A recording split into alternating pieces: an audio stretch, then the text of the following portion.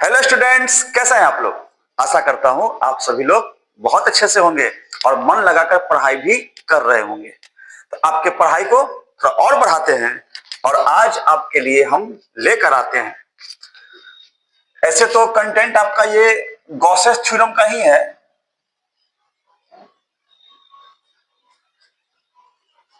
लेकिन इस Gauss's theorem को जानने और समझने से पहले कुछ कॉन्सेप्ट्स आपका क्लियर होना चाहिए। जैसे सबसे पहला कॉन्सेप्ट आपका एरिया का क्लियर होना चाहिए, साथ ही साथ सॉलिड एंगल का कॉन्सेप्ट आपका क्लियर होना चाहिए और उसके बाद इलेक्ट्रिक फ्लक्स का क्लियर होना चाहिए। इलेक्ट्रिक फ्लक्स का ये तीन कॉन्सेप्ट यदि आपका क्लियर है तब आपका गॉसेस थ्योरम अच्छे से समझ में आता है। ठीक है, तो गॉसेस थ्योरम का लेक्चर तो अगले वीडियो में बनाएंगे, क्योंकि काफी लंबा हो जाएगा। अदरवाइज आप आज के वीडियो में एरिया, सॉलिड एंगल और इलेक्ट्रिक फ्लक्स के कॉन्सेप्ट को जानते हैं और उससे जुड़े कुछ न्यूमेरिकल्स को भी देखते हैं, क्या है, कैसा है, किस प्रकार से हम लोग कैलकुलेट करते हैं, वगैरह वगैरह, है ना। तो स्वागत है आप सभी का आपके अपने YouTube channel the Gurukul of physics पर, और मैं हूं आपके साथ आपका राजीव सर। चलिए आज की वीडियो की शुरुआत करते हैं, लेकिन उसके पहले यदि इस चैनल पर नए हैं तो प्लीज इसको सब्सक्राइब कर दीजिए, ठीक है, और अपने दोस्तों से शेयर कीजिए, लाइक कीजिए और साथ ही साथ कमेंट कीजिए। तो बिना आपके समय को गवाए, बर्बाद किए, सबसे पहले हम लोग कॉन्सेप्ट शुरू करते हैं एरिया का। What is area? एरिया क्या होता है भाई? एरिया कहते हैं या कहते हैं सरफेस एरिया। तो जाहिर सा बात है, बाउंडेड रीजन को हम लोग एरिया कहते हैं। बाउंडेड रीजन को क्या बोलते हैं? एरिया बोलते हैं। लेकिन इसका कॉन्सेप्ट यह कहता है area is a vector quantity. Area क्या है? एक वेक्टर क्वांटिटी है and its direction is always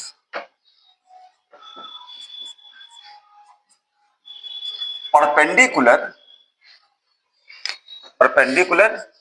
to the plane containing the area, which is determined by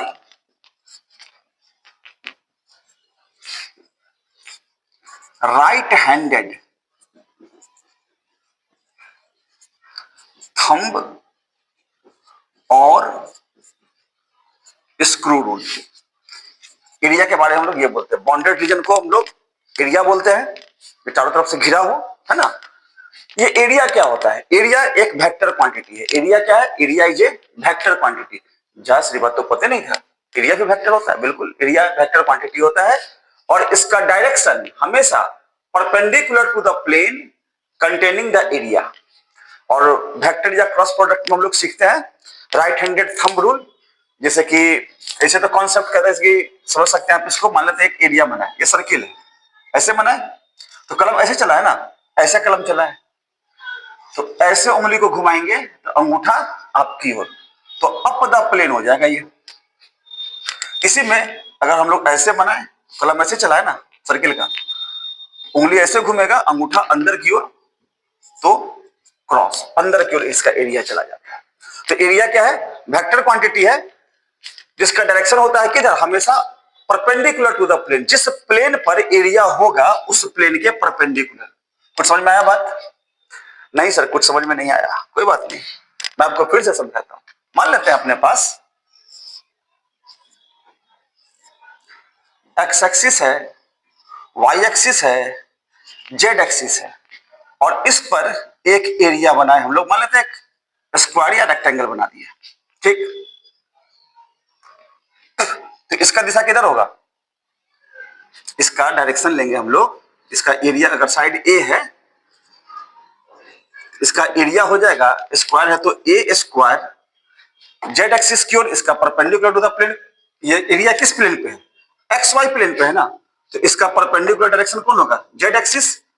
तो जेड के लिए क्या लगाते हैं? के कैप लगाते हैं। जेड के लिए क्या क्या लगाते हैं? के कैप लगाते हैं। चलिए ठीक बात है।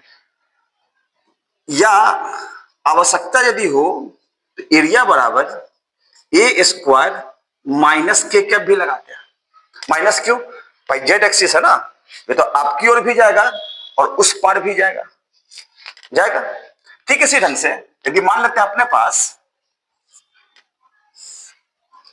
एक्स एक्सिस है, वाई एक्सिस है, जेड एक्सिस है, और इसके ऊपर हम लोग एक्स वाई प्लेन पर एक सर्किल को बनाते हैं।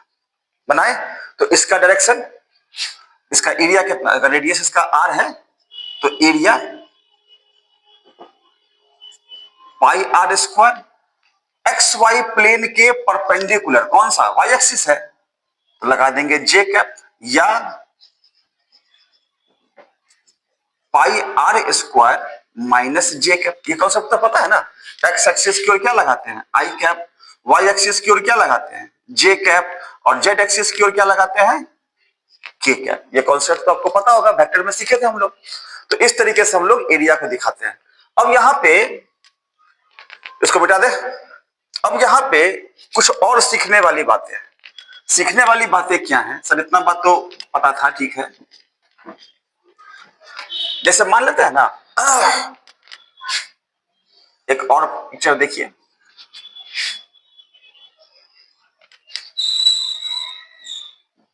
एक्स है, वाई है, जेड है, और इसके ऊपर हम लोग एक स्क्वायर खड़ा करके रख देते हैं।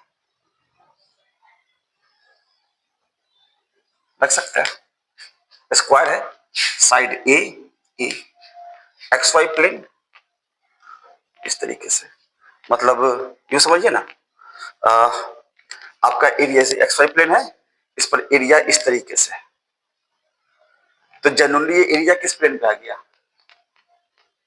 जनरली ये एरिया किस प्लेन पे आ गया, जनरली अगर इस प्रकार से देखेंगे तो सामने का ये प्लेन इस प्लेन के परपेंडिकुलर, ये तो y हो गया, सामने का z हो गया, इसके परपेंडिकुलर x एक्सिस, तो इसके एरिया का डायरेक्शन हो जाएगा इस साइड या हो जाएगा इस साइड। दोनों साइड लेते हैं, ये सिखा रहा है आपको। एरिया क्या लेते हैं ना हम लोग, एरिया का डायरेक्शन हम लोग प्लेन के परपेंडिकुलर दोनों साइड ले सकते हैं, लेकिन रिस्ट्रिक्शन है, कहां कहां पे है आइए समझिए। तो यहां कह सकते हैं हम लोग on the basis of plane, plane के आधार पर, plane 2 dimensional plane, 3 dimensional plane है ना, on the basis of plane there are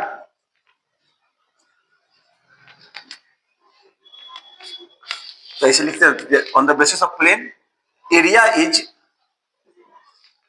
classified into 2 ways. दो तरीके से हम लोग एरिया को क्लासिफाइड करते हैं। कैसे कैसे करते हैं, पहला में होता है 2D 2 डायमेंशनल और प्लेन एरिया, 2 डायमेंशनल होता है या फिर प्लेन एरिया होता है। जैसे जैसे कि आपका हो गया triangle,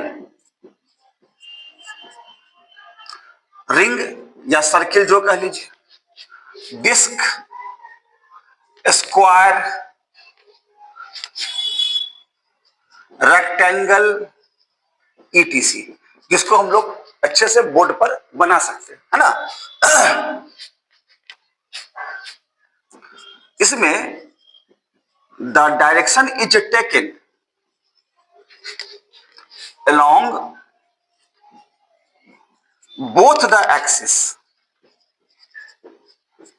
perpendicular to the plane, plane के परपेंडिकुलर दोनों एक्सिस पर लेंगे। मतलब जैसे कि अगर ये आपका, जैसे बताया था पिक्चर में भी, ये रेक्टेंगल है, सॉरी स्क्वायर है, साइड ए, तो इसके एरिया का डायरेक्शन इस साइड भी ले सकते हैं, vector a is equal to a square, इस साइड भी ले सकते हैं, दोनों साइड ले सकते हैं, इसके लिए कोई दिक्कत का बात नहीं है, ठीक है।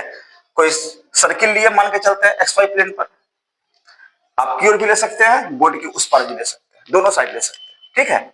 और दूसरा कॉन्सेप्ट आपका आता है 3D और क्लोज्ड एरिया, 3D या फिर क्लोज्ड एरिया। एग्जांपल में इसके आप ले सकते हैं स्फीयर, सिलेंडर, क्यूब, क्यूबॉइड, कोन, ईटीसी, ये सब आपका 3D है या फिर क्लोज्ड बोलते हैं उसको, नाम में अंतर स्पष्ट करने के लिए। Plane area, plane surface area, closed surface area, क्या याद रखेंगे? प्लेन सरफेस एरिया मतलब 2D हो गया, क्लोज्ड सरफेस एरिया मतलब 3D हो गया। तो क्लोज्ड सरफेस एरिया में ये सब आपका स्ट्रक्चर आता है। इसमें the direction is taken only radially outward. इसमें डायरेक्शन किधर लेते हैं? हमेशा रेडियली आउटवर्ड ही लेते हैं। जैसे आप एक स्फीयर को बनाए, स्फीयर 3D है, वो सर्किल नहीं है ना, तो रेडियली आउटवर्ड इसका एरिया इस साइड, रेडियली आउटवर्ड इसका एरिया इस साइड, रेडियली आउटवर्ड इसका एरिया, किधर भी लेंगे तो रेडियली आउटवर्ड। मान लेते सिलेंडर लिए हम,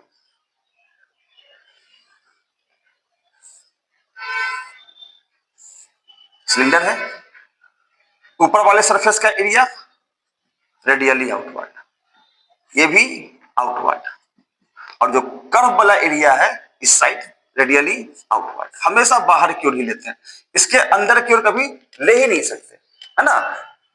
तो 3D वाले या क्लोज्ड सरफेस एरिया में हमेशा बाहर की ओर लेते हैं। जैसे कि मान लेते क्यूब है,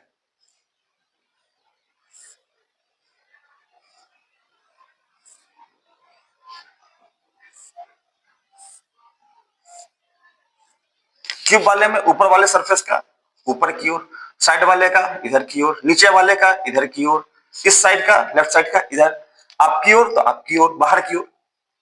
अंदर वाला सरफेस है तो अंदर की ओर, बोर्ड के उस पर, है ना। तो ध्यान बस यही विशेष रूप से रखना है, एरिया को दो प्रकार से हम लोग क्लासिफाइड करते हैं, एक होता है प्लेन सरफेस एरिया और दूसरा होता है closed surface area. Plane surface area 2D होता है, क्लोज्ड सरफेस एरिया 3D होता है। 2 डायमेंशनल सरफेस एरिया में डायरेक्शन दोनों साइड लेते हैं, पॉजिटिव में भी ले सकते हैं, नेगेटिव एक्सिस में भी ले सकते हैं, लेकिन 3D वाले में हमेशा रेडियली आउटवर्ड ही लेते हैं, बाहर की ओर लेते हैं, अंदर की ओर कभी भी ले ही नहीं सकते। ठीक है, ये कॉन्सेप्ट क्लियर हो गया? दिक्कत है इसमें? चलिए, तो एरिया वाला ये कॉन्सेप्ट क्लियर हो गया। अब यहां से हम लोग आते हैं, इसको मिटा देते हैं, वीडियो रख के तो लिख ही लिए होइएगा आप लोग। क्या सब सीखे? Area is a vector quantity and its direction is always perpendicular to the plane containing the area। जिस एरिया जिस प्लेन पर होगा उसके हमेशा परपेंडिकुलर रहता है। एरिया को on the basis of plane दो प्रकार से क्लासिफाइड करते हैं, 2 डायमेंशनल या प्लेन सरफेस एरिया, 3 डायमेंशनल या क्लोज्ड सरफेस एरिया। 2 डायमेंशनल में एरिया का डायरेक्शन पॉजिटिव एक्सिस की ओर भी ले सकते हैं, नेगेटिव की ओर भी ले सकते हैं, परपेंडिकुलर प्लेन पे, है ना। और 3D वाले में हमेशा रेडियली आउटवर्ड ही लेते हैं। ये दो बात आपको हमेशा ध्यान रखना है इस गॉस थ्योरम को या फिर इलेक्ट्रिक फ्लक्स को समझने के लिए। क्लियर है बात? चलिए, अब यहां से हम लोग आते हैं सॉलिड एंगल। ये सॉलिड एंगल क्या होता है? इसको हम लोग ओमेगा से दिखाते हैं, छोटा वाला W ओमेगा से। क्या होता है सॉलिड एंगल? आइए समझिए।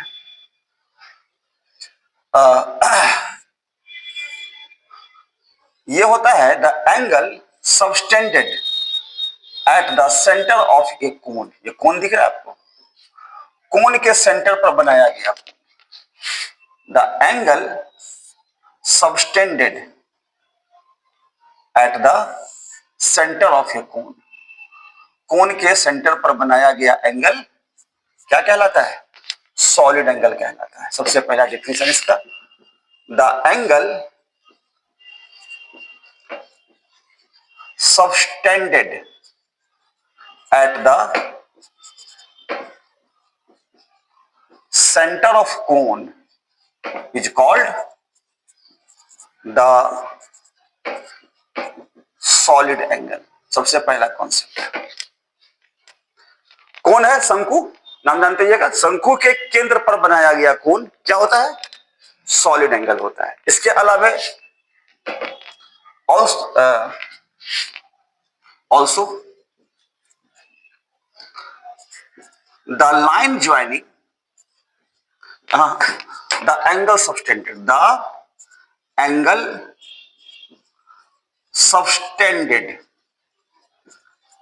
एट ए पॉइंट, किसी पॉइंट पर बनाया गया angle by the line joining of every points of a closed surface. देखो आ गया 3D वाला, closed surface is called the solid angle. उसको भी हम लोग क्या बोलते हैं? सॉलिड एंगल बोलते हैं। क्या मतलब हुआ इसका, आइए समझ लीजिए। मान लेते हैं अपने पास एक स्फीयर है, हो सकता है, नो डाउट, क्यों नहीं हो सकता भाई। अब इसके प्रत्येक पॉइंट से लाइन खींच खींच के एक जगह पे जमा कर दीजिए। कई सारा लाइंस होगा, उस आगे वाले से भी। जितना भी लाइंस हम लोग खींच खींच के जमा करेंगे किसी एक पॉइंट पर, तो आप देख सकते हैं इस पॉइंट पर एक ओ है, मान लेते हैं ये पॉइंट ओ है, तो इस ओ पॉइंट पर एक एंगल सबटेंड होगा। यह एंगल कहलाता है सॉलिड एंगल। और भी देख सकते हैं, मान लेते हैं अपने पास कोई रेक्टेंगल है या स्क्वायर है, कुछ भी है, एक जगह पे इसको खींच खींच के जमा करते हैं। जितना पॉइंट्स आप खींच सकते हैं सबको खींच खींच के जमा कीजिए।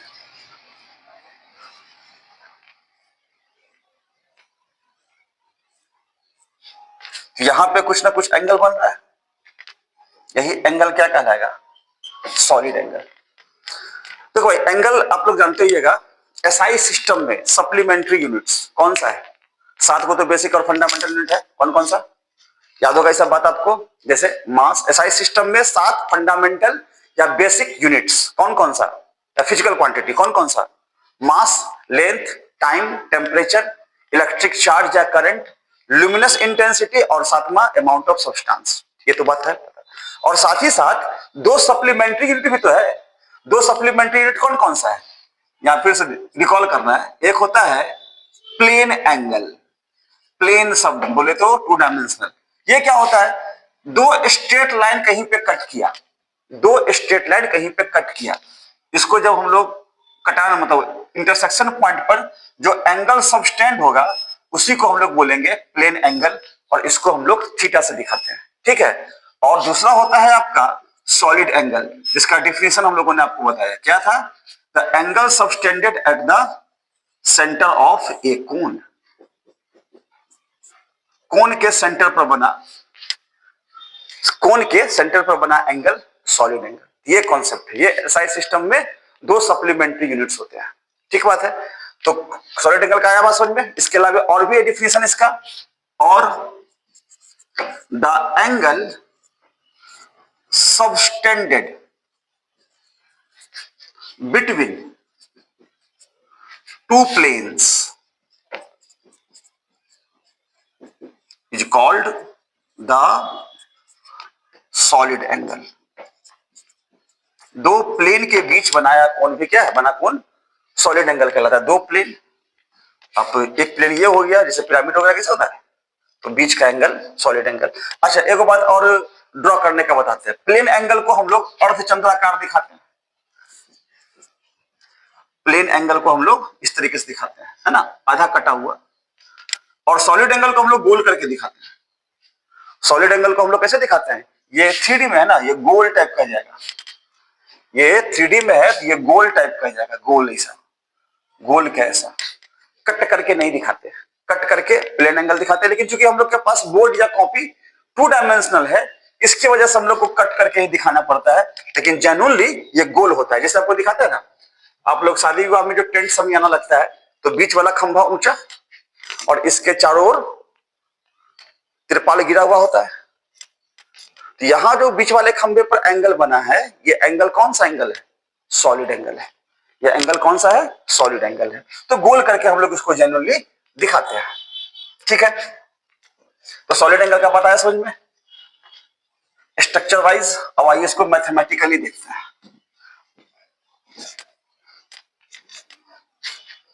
इसको निकालते हैं। मैथमेटिकली सॉलिड एंगल क्या होता है, आइए देख लीजिए।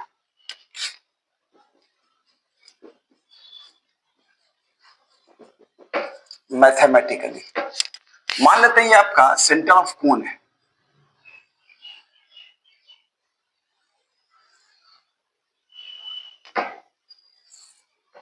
ये आपका सेंटर ऑफ कोन है, ठीक।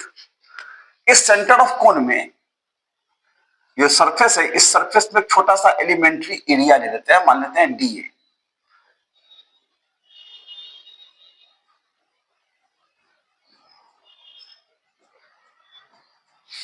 छोटा सा एरिया हम लोग डी ए चुन लेते हैं।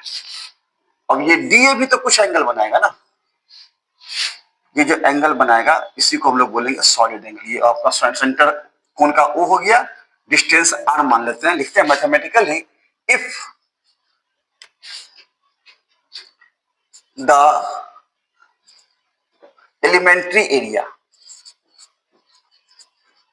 if the elementary area is placed at a distance r, है ना r, from the center of cone, then the solid angle d omega equal to d a बटा आर स्क्वायर होता है। मैथमेटिकली डी ओमेगा कितना होता है, D a बटा are square होता है, ठीक है। अब इसी में मान लेते हैं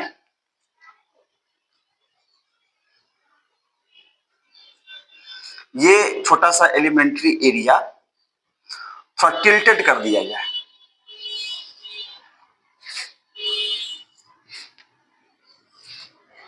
ये जो लाइन ज्वाइनिंग का आर्क है टिल्टेड कर देंगे तो कितना हो जाएगा, ये थोड़ा सा घूम जाएगा, मान लेते हैं थीटा एंगल से। If the elementary area makes an angle, ये सेंटर ऑफ कोन ओ हो गया, ये डिस्टेंस आपका आर है ही पहले वाले पिक्चर के जैसा। If the elementary area makes an angle theta with the radial direction of the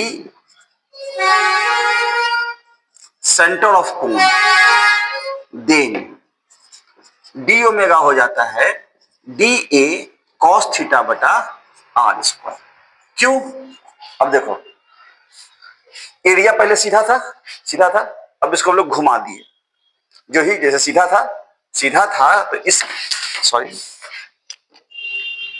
सीधा था तो इस केस में रेडियल डायरेक्शन आर कैप और एरिया का डायरेक्शन डी ए, दोनों एक ही दिशा में आ गया कि नहीं आ गया, सीधा है।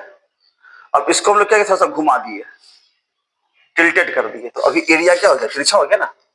एरिया इसका मान लेते हैं रेडियल डायरेक्शन के साथ अभी थीटा एंगल बना रहा है, पहले सीधा था, देख रहे ना, सीधा था, अब इसको टिल्टेड कर दिए थोड़ा सा थीटा एंगल, तो रेडियल डायरेक्शन के साथ कंपोनेंट टूटेगा ना, कितना, D A cos theta, perpendicular होना चाहिए एरिया के रेडियल डायरेक्शन में, तो रेडियल डायरेक्शन में कितना आ गया, डी ए कॉस थीटा, तो सॉलिड एंगल कितना हो जाएगा, डी ए कॉस थीटा बटा आर स्क्वायर। गॉट इट, समझ में आ रहा है सब बात। तो ये सॉलिड एंगल का मैथमेटिकल फॉर्मूला हो गया, ठीक बात है। चलिए अब आगे बढ़ते हैं, इसका S I unit stay radian, इसका ऐसा यूनिट कितना होता है, स्टे रेडियन होता है। इसका डायमेंशन होता ही नहीं है, इसका डायमेंशन नहीं होता, है ही नहीं इसका डायमेंशन। अब सवाल उठता है कि सर एक स्टे रेडियन, एक स्टे रेडियन होता कितना है, एक steradian is defined as the angle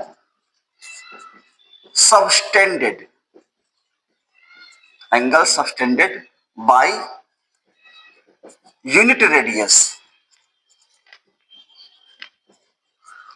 of a sphere on the unit area of sphere। मतलब कोई स्फीयर है, इसका रेडियस r है, दैट इज एक स्टे रेडियन, ये होता है डीए, डीए का क्या लेंगे, एरिया लेंगे, स्फीयर, एरिया का स्फीयर। पर यूनिट रेडियस के द्वारा पर यूनिट एरिया पर बनाया गया कोण 4 पाई आर, स्फीयर का एरिया कितना होता है 4 पाई आर स्क्वायर, रेडियस कितना लिया आर, आर स्क्वायर से आर स्क्वायर कट गया, ये आता है 4 पाई यूनिट सॉलिड एंगल। बात, एक स्टडी कितना होता है 4 पाई यूनिट सॉलिड एंगल होता है, ठीक। इसलिए हम लोग कहते हैं, क्या कहते हैं कि ओमेगा का वैल्यू 0 से 4 पाई के बीच जाता है, थीटा का वैल्यू कितना जाता है 0 से 2 पाई, लेकिन ओमेगा का जाता है 0 से 4 पाई। कितना एंगल बनता है सॉलिड एंगल, समझ में आया बात। इसलिए इसको हम लोग 3D एंगल भी कहते हैं, सॉलिड एंगल को हम लोग 3D एंगल भी कहते हैं। तो कॉन्सेप्ट क्लियर है। सॉलिड एंगल क्या होता है, angle subtended at the centre of cone, cone के सेंटर पर जो एंगल बनेगा उसी को हम लोग सॉलिड एंगल बोलेंगे। या कोई सरफेस है, कोई सरफेस एरिया है, इसके प्रत्येक पॉइंट से लाइन खींच खींच के जमा करेंगे, यहां पर जो एंगल बनेगा उसी को हम लोग क्या बोलेंगे, सॉलिड एंगल बोलेंगे। दो प्लेन्स के बीच बनाया गया एंगल भी क्या कहलाएगा, सॉलिड एंगल कहलाएगा। मैथमेटिकली क्या होता है कि अगर कोई एरिया एलिमेंट डीए है जो सेंटर ऑफ कोन से आर दूरी पर है, तो solid angle D omega DA बटा आर स्क्वायर होता है। अगर ये एरिया थीटा एंगल से टिल्टेड हो जाए, यानी कि रेडियल डायरेक्शन के साथ, अगर कोई एलिमेंट्री एरिया, यही डीए आपका है एलिमेंट्री एरिया, ये डीए का डायरेक्शन हो गया, थीटा एंगल बनाता हो, तब डी ओमेगा कितना होता है, डीए कॉस थीटा बटा आर स्क्वायर होता है। इसका एसआई यूनिट स्टेरेडियन, डायमेंशन होता ही नहीं है। एक स्टेरेडियन क्या होता है, one steradian is defined as the angle subtended by unit radius of a sphere on the unit area of sphere. किसी यूनिट रेडियस ऑफ स्फीयर के द्वारा यूनिट एरिया ऑफ स्फीयर पर बनाया गया एंगल एक स्टेरेडियन कहलाता है। मैथमेटिकली ये 4 पाई यूनिट सॉलिड एंगल के बराबर होता है, यानी कि ओमेगा 0 से 4 पाई के बीच लाई करेगा, और इसी कारण से इसको हम लोग 3D एंगल बोलते हैं। और इस कारण से ही हम लोग इसको कट करके नहीं बल्कि गोल करके दिखाते हैं सॉलिड एंगल को। ठीक बात है, क्लियर है कॉन्सेप्ट। तो चलिए सॉलिड एंगल वाला बात भी आपका हो गया। अब हम लोग आते हैं most important topic electric flux पे। इलेक्ट्रिक फ्लक्स क्या होता है, आइए जरा उस पर भी विचार करते हैं, सबको मिटाते हैं। इलेक्ट्रिक फ्लक्स ये क्या होता है, बड़ा आसान सा चीज है। अगर एरिया का कॉन्सेप्ट क्लियर है खास करके, तो इलेक्ट्रिक फ्लक्स का कॉन्सेप्ट भी क्लियर है। कैसे क्लियर है, आइए जरा इस पर हम लोग चर्चा करते हैं। एकदम बारीकी से समझता है, फील करते हुए समझते हैं। अब हम लोग आते हैं इलेक्ट्रिक फ्लक्स के ऊपर। इलेक्ट्रिक फ्लक्स ये क्या होता है, इलेक्ट्रिक फ्लक्स, सबसे पहला बात कि इसको हम लोग फाई से दिखाते हैं, फाई। तो फ्लक्स दो प्रकार का, 12th के सिलेबस में ना, फ्लक्स दो प्रकार का, एक होता है इलेक्ट्रिक फ्लक्स और दूसरा होता है मैग्नेटिक फ्लक्स। इलेक्ट्रिक फ्लक्स है तो इसमें सिग्निफिकेंस के लिए हम लोग ई लगा देते हैं, ताकि जब मैग्नेटिक फ्लक्स पढ़ेंगे तो एम लगा देंगे, है ना। तो इलेक्ट्रिक ई से, फ्लक्स को फाई से दिखाते हैं। ठीक है, ये होता क्या है, आपको इलेक्ट्रिक लाइंस ऑफ फोर्स के प्रॉपर्टीज में बताए थे कि इलेक्ट्रिक लाइंस ऑफ फोर्स के संख्याओं को दर्शाते हैं, कैसे, फाई से दिखाते हैं। ध्यान में आ रहा है बात, हाँ। The number of electric lines of force emerges और terminates is directly proportional to the strength of charge, ये प्रॉपर्टी लिखवाए थे। यानी कि number of electric lines of force को फाई से दिखाते हैं, और ये डायरेक्टली प्रोपोर्शनल होता है किसके, स्ट्रेंथ ऑफ चार्ज के। तो मतलब यहां भी क्या है, ये फाई इलेक्ट्रिक फ्लक्स है तो नंबर ही है ना। तो इलेक्ट्रिक फ्लक्स क्या है, the measure of number of electric lines of force और flow of electric field passes normally या परपेंडिकुलरली, है ना, passes normally through a closed surface area, किसी क्लोज्ड सरफेस एरिया से कितना लाइंस पास किया, है ना, किसी क्लोज्ड सरफेस एरिया से कितना number of electric lines of force pass किया, इसका मेजरमेंट बतलाता है कौन, इलेक्ट्रिक फ्लक्स। किसी क्लोज्ड सरफेस एरिया से कितना number of electric lines of force pass किया, इसका मेजरमेंट बतलाता है कौन, इलेक्ट्रिक फ्लक्स। नहीं समझे सर, कोई बात नहीं, फिर समझते हैं। ये टिक लगाते हैं क्योंकि एग्जाम का पूछा इंपॉर्टेंट क्वेश्चन है, इसको डिस्टर्ब नहीं करेंगे। अब इस लाइन को पहले समझते हैं हम लोग क्या है इसका मतलब, फील में लाते हैं। तो मान लेते हैं कि uniform electric lines of force है,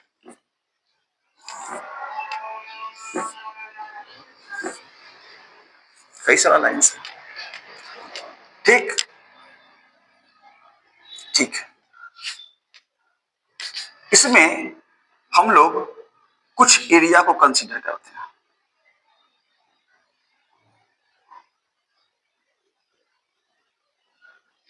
पहला नंबर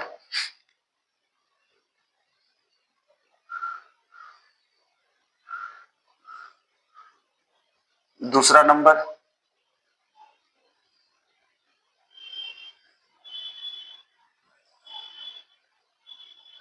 तीसरा नंबर, चौथा ही बना सकते हैं। पहला एरिया, दूसरा एरिया, तीसरा एरिया। जरा गिन के देखो तो भाई, प्रत्येक एरिया से कितना लाइन पास कर रहा है, किससे, 1 2 3 4, इसका इलेक्ट्रिक फ्लक्स हो गया 4, इससे 1 2 3 4, ये वाला भी लेके 5, इलेक्ट्रिक फ्लक्स 5, इसमें 1 2 3 4 5 6, इसका इलेक्ट्रिक फ्लक्स 6। क्या पाते हैं हम लोग कि इलेक्ट्रिक फ्लक्स जो है वो प्रोपोर्शनल टू एरिया है। जितना बड़ा क्लोज्ड सरफेस एरिया होगा, लाइंस के पास करने का प्रोबेबिलिटी तो उतना ही ज्यादा होगा ना, उतने ज्यादा संख्या में पास करेगा। एरिया छोटा है तो कम में पास किया, एरिया बड़ा लिए थोड़ा ज्यादा पास किया, और बड़ा लिए और ज्यादा पास किया, और बड़ा ले लेते हैं।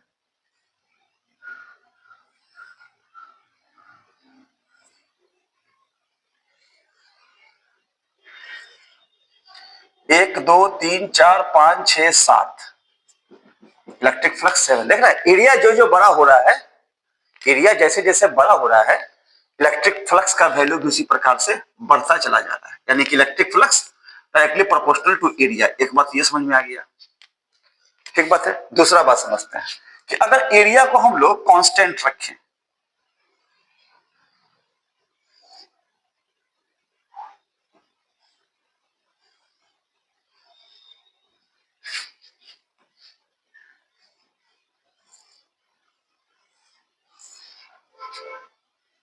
एक लाइन दो लाइन, एक लाइन दो लाइन तीन लाइन चार लाइन पांच line 6 line,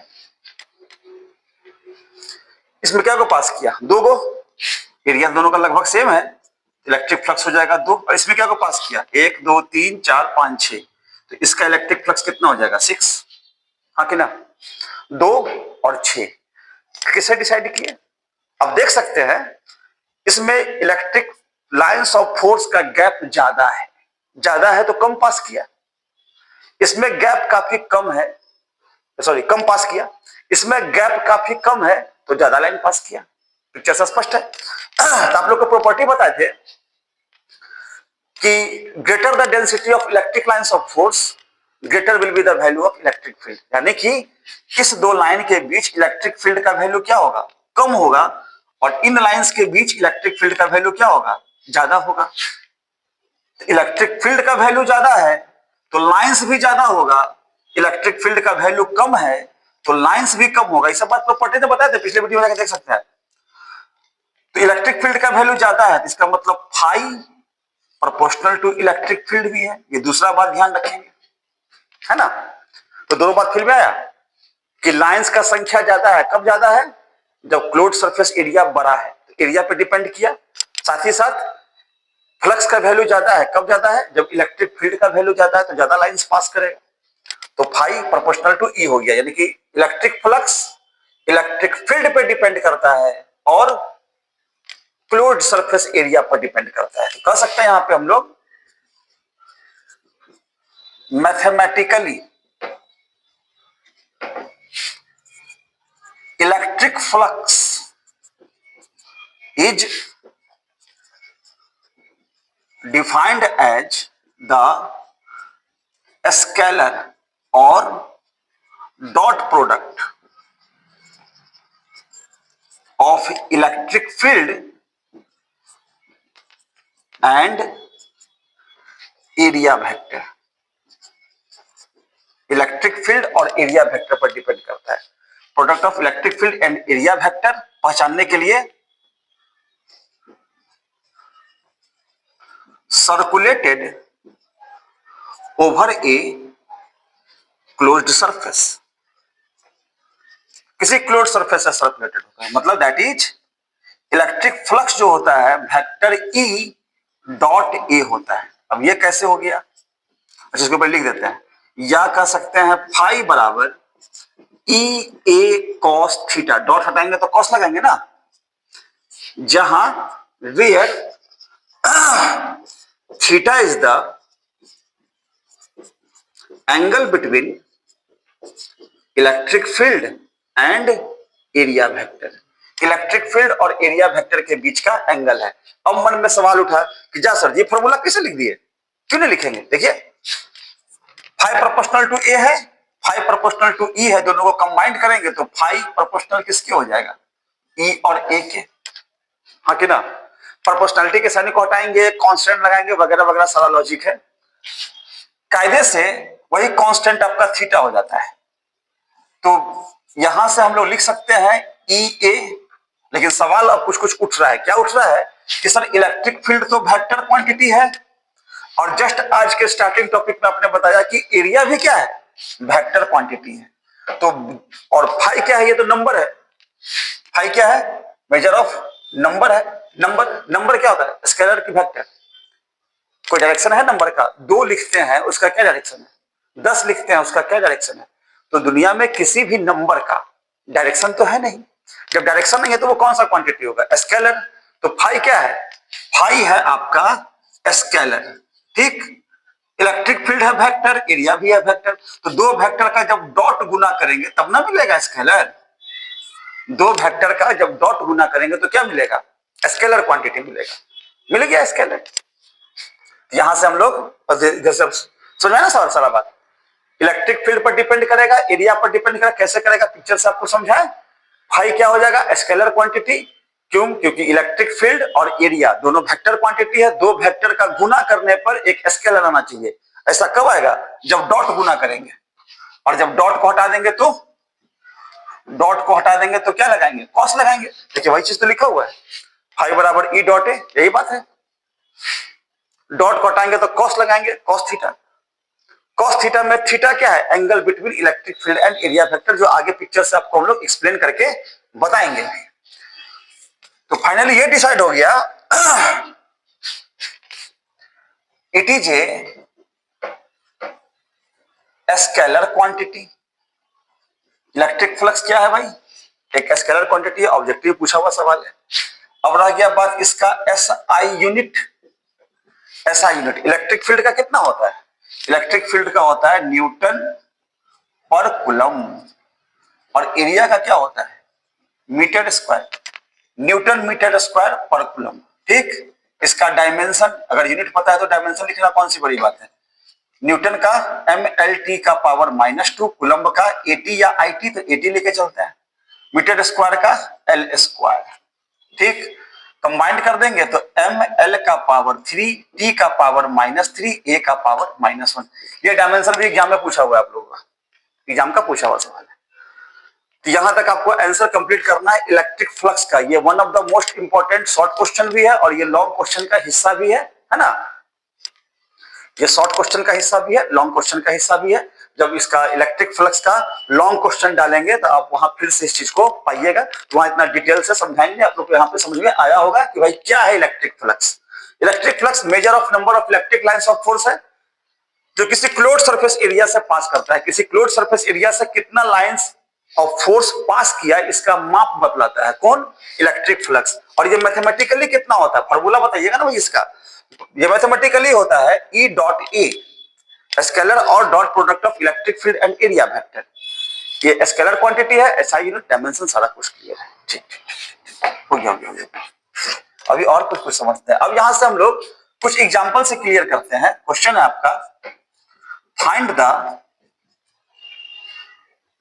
value of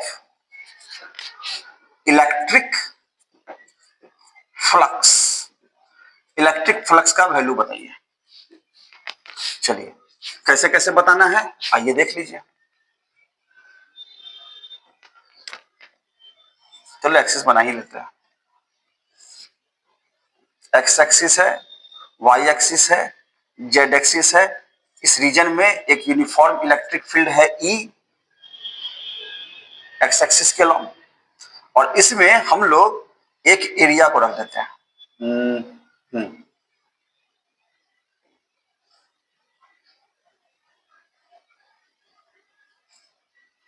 square है, साइड ए साइड ए, तो एक्सिस पर इस तरीके से है। ठीक, इसका फ्लक्स कितना होगा? तो सीधा सा बात है, फ्लक्स फाई कितना होता है? ई ए कॉस थीटा। ई का वैल्यू तो जो है सो है ई है। एरिया किधर लेंगे? आप देख सकते हैं ये प्लेन इस तरीके से है, एरिया। तो एक्स एक्सिस के इसका एरिया का डायरेक्शन होगा, इसका एरिया का डायरेक्शन किधर होगा? वेक्टर ए इलेक्ट्रिक फील्ड के अलोंग ही होगा। कितना होगा? क्योंकि स्क्वायर है तो ए स्क्वायर कॉस 0 डिग्री, तो फाई कितना हो गया? ई ए स्क्वायर। आइए लगाएंगे? नहीं लगाएंगे, क्यों? स्केलर क्वांटिटी है, इतना ही पे इसका आंसर आ गया। वैल्यू देगा, पुट करके निकाल लेंगे। ठीक है, एक और देखिए,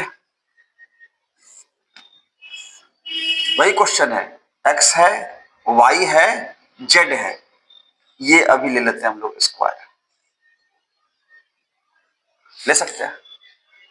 साइड इसका अभी भी ए है और इलेक्ट्रिक फील्ड आपका अलोंग एक्स एक्सिस है। इसका एरिया किधर होगा? इसका एरिया क्या आपकी ओर होगा? इसका एरिया अप द प्लेन। तो फ्लक्स कितना लिखते हैं? ई ए कॉस थीटा। ई ई है, एरिया की जगह ए स्क्वायर कॉस 90 डिग्री लेंगे। कैसे लेंगे? एरिया हो गया आपकी ओर और फील्ड हो गया इस ओर। देख सकते हैं 90 डिग्री है 90 डिग्री, 90 डिग्री है, तो कॉस 90 कितना होता है भाई? 0। इसके लिए 0 होगा। अब देखिए समझिए कैसे है। अब इस रीजन में देखिएगा तो इलेक्ट्रिक फील्ड एरिया को चीरता हुआ जा रहा है। इलेक्ट्रिक फील्ड एरिया को चीरता हुआ जा रहा है, एक्स एक्सिस की ओर एरिया को चीरता हुआ जा रहा है ये। ठीक है, और इसमें टच करता हुआ जा रहा है सीधा। तो टच करेगा तो फ्लक्स, मतलब अगर टच करेगा तो टच करने का मतलब पास करना थोड़ी होगा। टच करने का मतलब पास करना थोड़ी होगा। ये सरफेस है, इलेक्ट्रिक लाइन ऑफ फोर्स ऐसे जाएगा, टच करता हुआ जाएगा तो नंबर ऑफ काउंटिंग होगा नहीं, इसको ऐसे करना होगा। अब कितना पास किया? एरिया को चीरता हुआ, एरिया को चीरता हुआ जाएगा। एरिया को चीरता हुआ जाएगा तो इलेक्ट्रिक फ्लक्स काउंट में आएगा। एरिया को टच करता हुआ जाएगा तो काउंट में नहीं आएगा। Concept clear? ठीक, तो एरिया को चीरते हुए जाना जरूरी है भाई, सीधा बात। अगर एरिया को टच करते हुए जाएगा तो फ्लक्स डिफाइंड नहीं होगा, उसका वैल्यू 0 आ जाएगा। ठीक है, और भी देखते हैं। और भी कुछ कुछ बातें हैं जो अपन लोग सीख सकते हैं। कैसे? आइए देखिए, फिर से एक्सिस ले लेते हैं।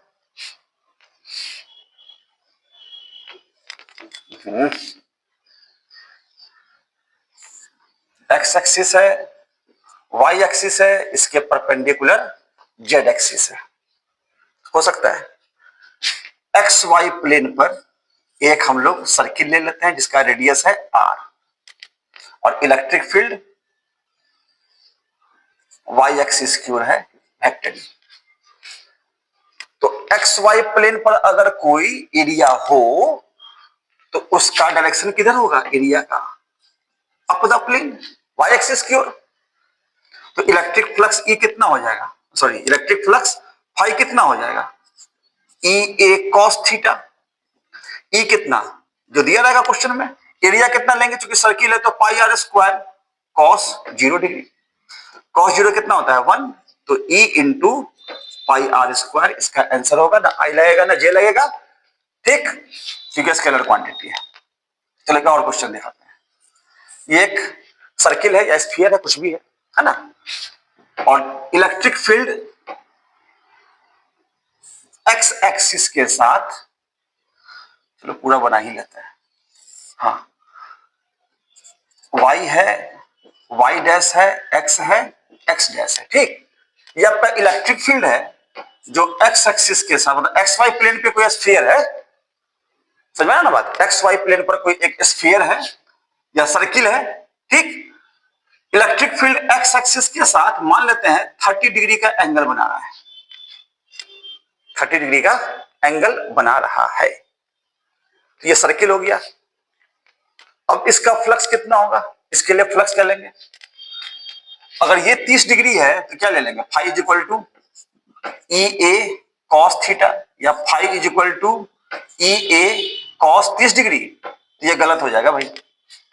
जा सर कैसे, क्योंकि ई का कंपोनेंट इधर टूटेगा तो गलत हो जाएगा ना, एरिया के परपेंडिकुलर हो गया, तो किधर लेना पड़ेगा, ये वाला एंगल 60 डिग्री वाला, ताकि इलेक्ट्रिक फील्ड का कंपोनेंट एरिया के एलोंग हो सके।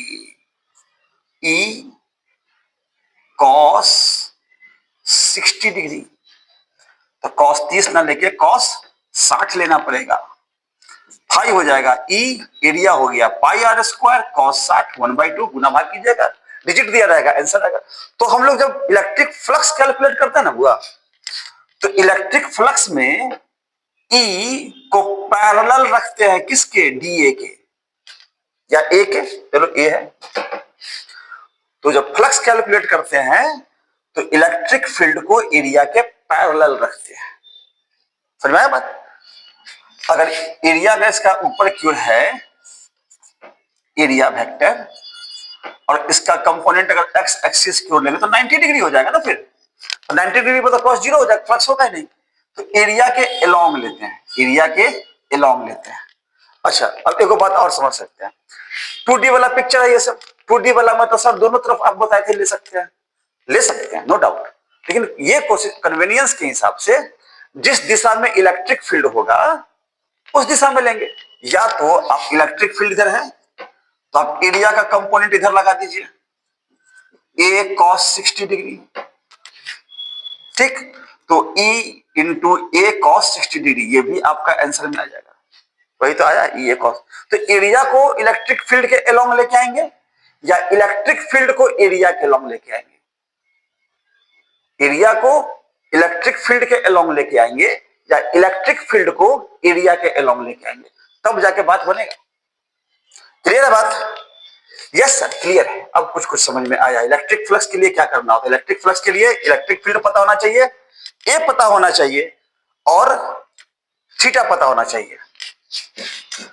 इसी के लिए तो इस वीडियो के शुरुआत में आपको एरिया का कॉन्सेप्ट दिया ना पहले, कि एरिया के लिए डायरेक्शन, मेन डायरेक्शन फॉलो करता है, इलेक्ट्रिक फ्लक्स वाले में एरिया का डायरेक्शन को ज्यादा केयरफुली चेक करना होता है, नहीं तो गलती हो जाएगा, फिर सवाल गलत हो जाएगा। इसे बिटा दे, चलिए तो 3 डायमेंशनल वाले का देखते हैं, 3 डायमेंशनल वाले का देखते हैं। आइए देखा जाए, यही मान लेते हैं अपने पास एक्स एक्सिस है, वाई एक्सिस है, जेड एक्सिस है, एक्स वाई जेड, और इसमें हम लोग एक क्यूब को डाल देते हैं,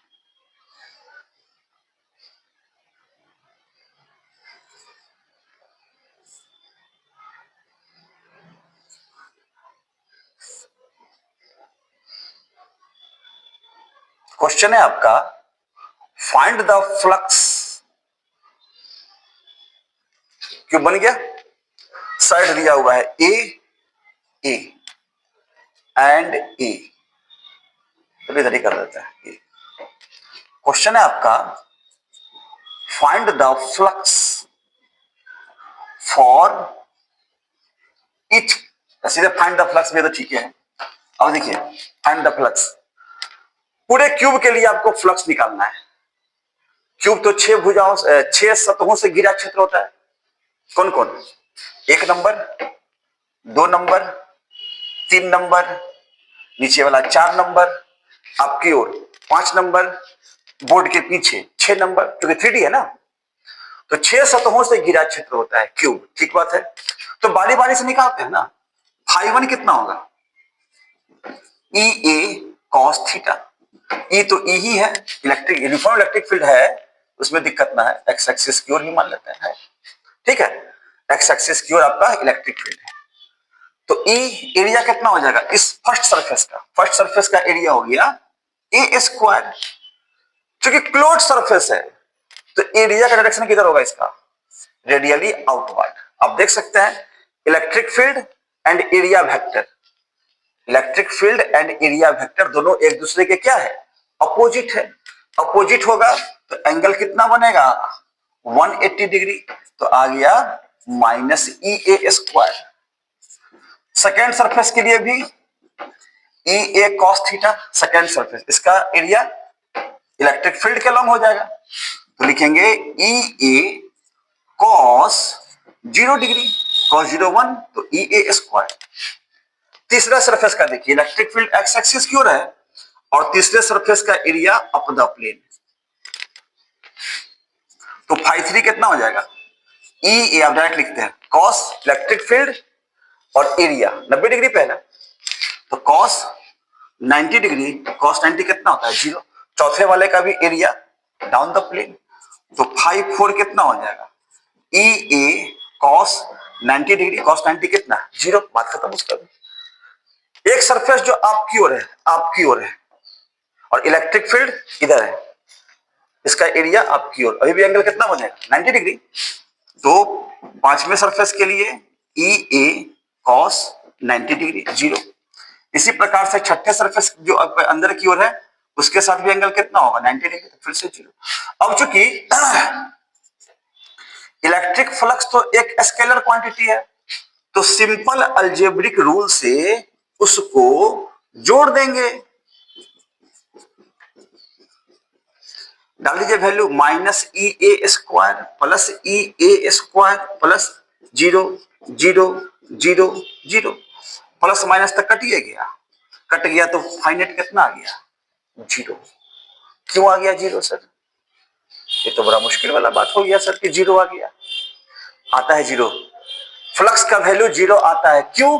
क्योंकि आगे आपको बताएंगे, क्योंकि इसमें कोई चार्ज ही नहीं ना, सरफेस के अंदर कोई चार्ज ही नहीं है। जब चार्ज ही नहीं है तो लाइंस निकलेगा क्या और मेजर करेंगे क्या? समझ आ रहा है बात? जब सरफेस में चार्ज रहेगा तब तो लाइंस निकलेगा, लाइंस निकलेगा ही नहीं, लाइंस निकलेगा ही नहीं। चलो एक और एग्जांपल से क्लियर करते हैं इसको। मान लेते हैं ना अपने पास कोई एक क्यू चार्ज है, अपने पास एक क्यू चार्ज है, प्लस क्यू चार्ज है, चलो प्लस क्यू ले लेते हैं, ठीक। और यहां से आर डिस्टेंस पर कोई पॉइंट है, मान लेते हैं पी, ठीक। और इसको क्या करते हैं कि एक स्फीयर के अंदर हम लोग बंद कर देते हैं।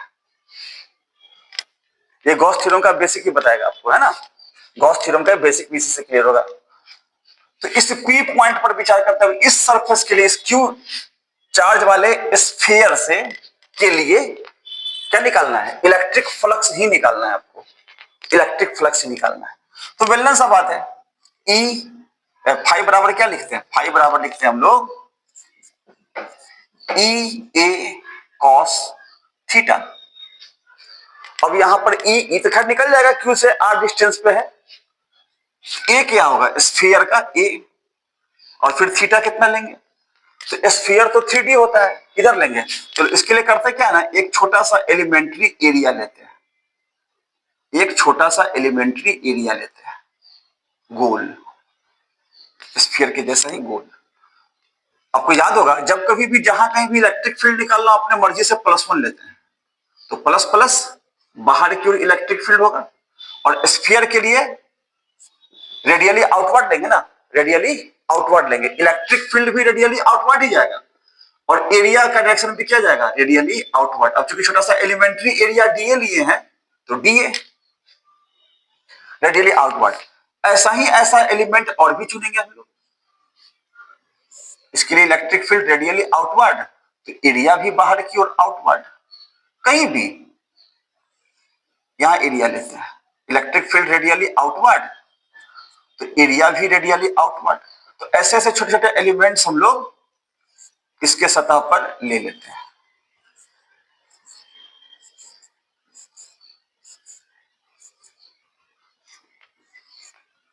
सबके लिए कितना हो रहा है, ईडीए ईडीए ईडीए, सबके लिए देखेंगे तो ईडीए ईडीए।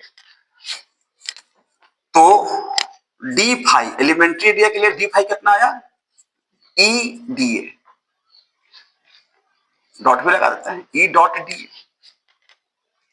ठीक, दूसरे वाले के लिए डी फाई कितना आएगा, इसके लिए भी ई डीए। तीसरे वाले के लिए कितना आएगा, तो ऐसे ऐसे कई सारे आएंगे। तो फाई नेट कितना हो जाएगा, जब इस पूरे डी फाई को हम लोग अलग अलग लिए एरिया, इन सबों को जोड़ेंगे। जोड़ेंगे कैसे जोड़ेंगे, जोड़ेंगे हम लोग इंटीग्रेशन का साइन लगाकर, इंटीग्रेशन ऑफ डी फाई कर देते हैं सबसे पहले। दिस इंप्लाइज फाई नेट क्या हो जाएगा, इंटीग्रेशन ऑफ ई डीए, जहां डीए एलिमेंट्री एरिया है, चीज वही है आपका। अब चूंकि ये क्लोज सरफेस का बाद इसलिए बोले थे सर्कुलेशन, गोल टाइप का लगा देता है क्लोज सरफेस का।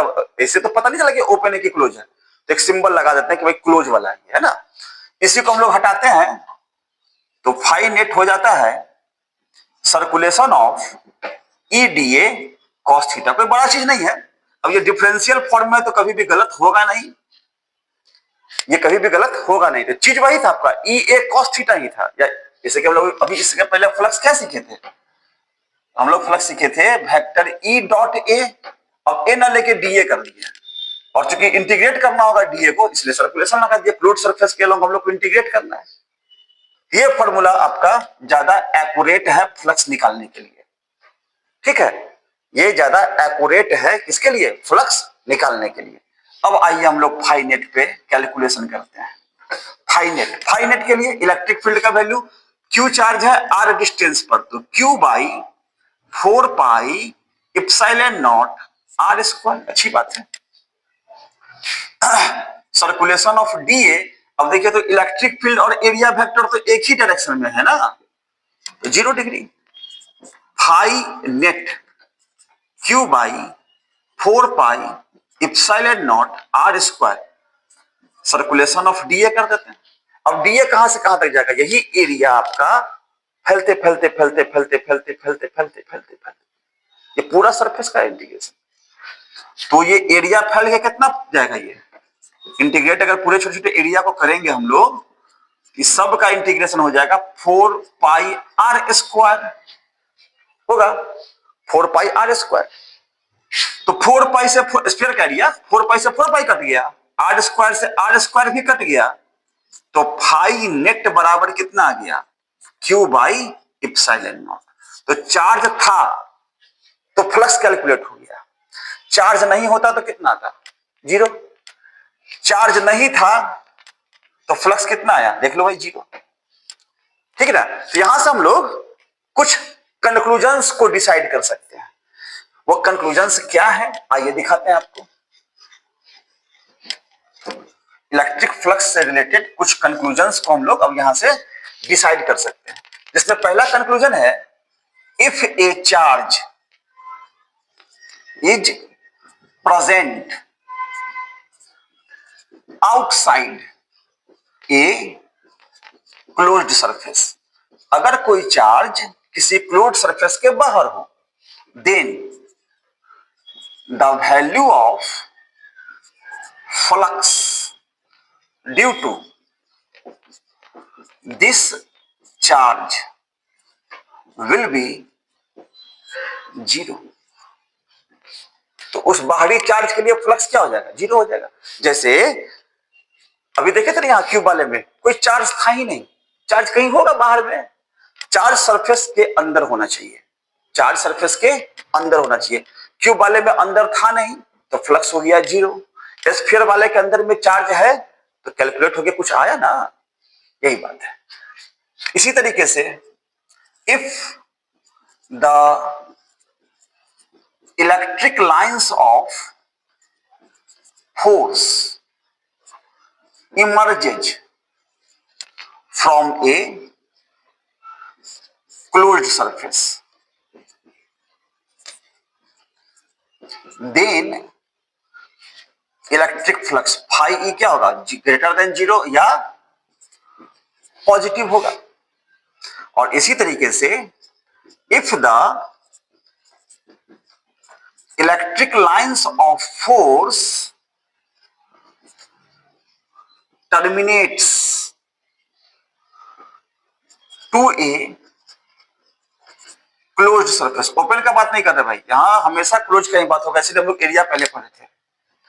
Then electric flux less than zero और नेगेटिव, इलेक्ट्रिक फ्लक्स नेगेटिव होता है। यहां से हम लोग कंक्लूजन में एक बात और लिख सकते हैं, the value of electric flux may be positive, negative and zero. Electric flux का वैल्यू पॉजिटिव, नेगेटिव या जीरो कुछ भी हो सकता है। क्या मतलब हुआ इसका सर, तुरंत बतला देते हैं भाई। देखो गॉस के थ्योरम में ये चीज आएगा, इसको ध्यान रखना है, क्यूब टाइप साइलेंट नोट, इसको छोड़ भी देते हैं नीचे, पिक्चर तो इतना ही बन जाएगा। पिक्चर पे समझते हैं कि क्या मतलब हुआ इसका, चलो हो जाएगा। कोई क्लोज्ड सरफेस है तो इस प्रकार से, और इलेक्ट्रिक लाइंस ऑफ फोर्स चिड़ता हुआ सा जा रहा है,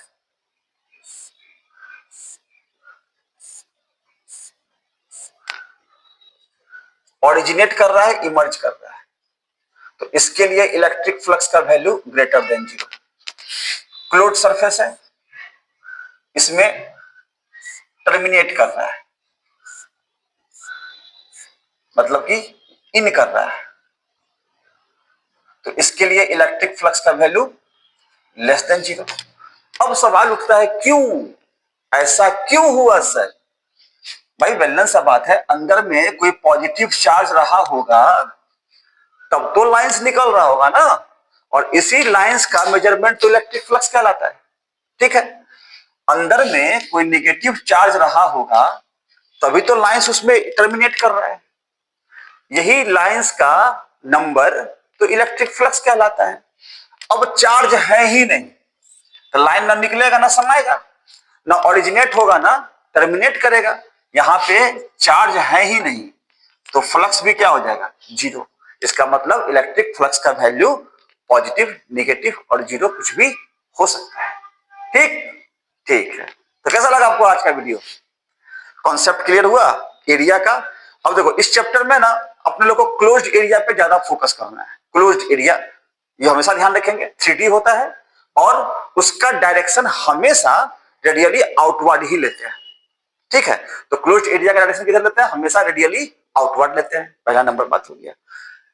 अब इस क्लोज्ड सरफेस एरिया में भी हम लोग गॉस का थ्योरम जब पढ़ेंगे तो ऐसे एरिया को ही कंसीडर करेंगे जो सिमेट्रिकल हो, जैसे स्फीयर सब तरफ से बराबर, जैसे कि सिलेंडर कर्व वाला बराबर, ऊपर नीचे वाला भी बराबर। स्फेरिकल लेते हैं, सिलिंड्रिकल लेते हैं, कुछ न्यूमेरिकल्स आपको मिलता है जिसमें क्यूब लेते हैं, कोन वगैरह को नहीं लेते, क्यूबाइड को नहीं लेते, उसका साइड अलग अलग होता है ना, तो उसको नहीं लेते। तो हम लोग को मुख्य ज्यादातर गॉस थ्योरम को क्लियर करने के लिए स्फीयर, सिलेंडर एंड क्यूब, इसी तीन एरिया पर फोकस ज्यादा करना है। और ये तीनों का तीनों एरिया 3 डायमेंशनल होता है जिसका डायरेक्शन हमेशा रेडियली आउटवर्ड जाएगा।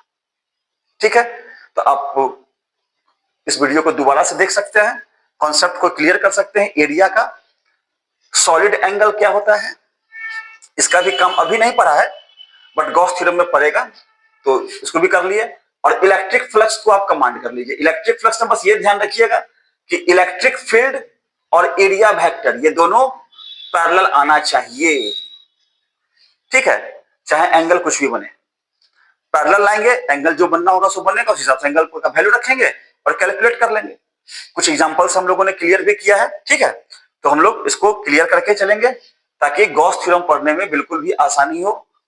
तो अगले वीडियो में हम गॉस थ्योरम को ही एक्सप्लेन करेंगे और साथ में उसका न्यूमेरिकल्स भी देखेंगे, फिर एमटीजी का न्यूमेरिकल्स बनाएंगे, एप्लीकेशंस को सीखेंगे गॉस थ्योरम का। तो हमारे साथ वीडियो पर बने रहिए। चैनल पे नए हैं तो प्लीज सब्सक्राइब कर लीजिए, सब्सक्राइब कर चुके हैं तो लाइक कर दीजिए, कमेंट कर दीजिए, अपने दोस्तों से शेयर भी कर दीजिए, क्योंकि आपसे फीस तो लेते नहीं है, लेते हैं कमेंट ही तो लेते हैं भाई। उस कमेंट से मोटिवेशन मिलता है, मोटिवेट नहीं, बच्चों को अच्छा लग रहा है, चलो और मेहनत करते हैं, और अच्छे से डील करते हैं, और अच्छे से समझाते हैं। ठीक है, तो कमेंट प्लीज किया कीजिए। फिर मिलते हैं हम लोग अगले वीडियो में, तब तक के लिए धन्यवाद।